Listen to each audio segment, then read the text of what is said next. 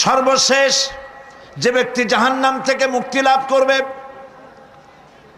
তাকে আল্লাহ পাক বলবেন, ফেরেশতাদেরকে বলবেন, ও আমার ফেরেশতারা, আমার এই বান্দাকে জান্নাত এবং জাহান্নামের মাঝখানে রেখে দাও।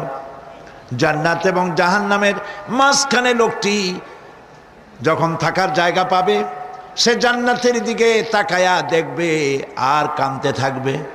আল্লাহ পাক জিজ্ঞেস করবেন, বান্দারে, যুগের পর যুগ ধরে জাহান্নামে কেঁদেছ, আমি রব্বুল আলামিন জাহান্নাম মাফ করে দিয়া জান্নাত জাহান্নামের মাঝখানে রেখে দিয়েছি, আযাব থেকে তো বেঁচে গেছো, এখন কান্দো কেন? লোকটি বলবে, রব্বুল আলামিন কান্দি এই কারণে, জাহান্নাম থেকে মাফ করেছো, তোমার শুকরিয়া আদায় করি।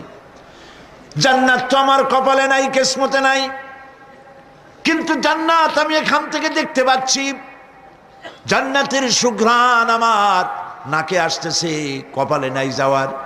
আমি কাঁদি এই জন্য, তুমি যদি মেহেরবানি করে আমাকে জান্নাতের দরজার কাছে একটু দাঁড় করায় দিতা, প্রাণ ভরে তোমার জান্নাতের দৃশ্যটা একটু দেখতাম।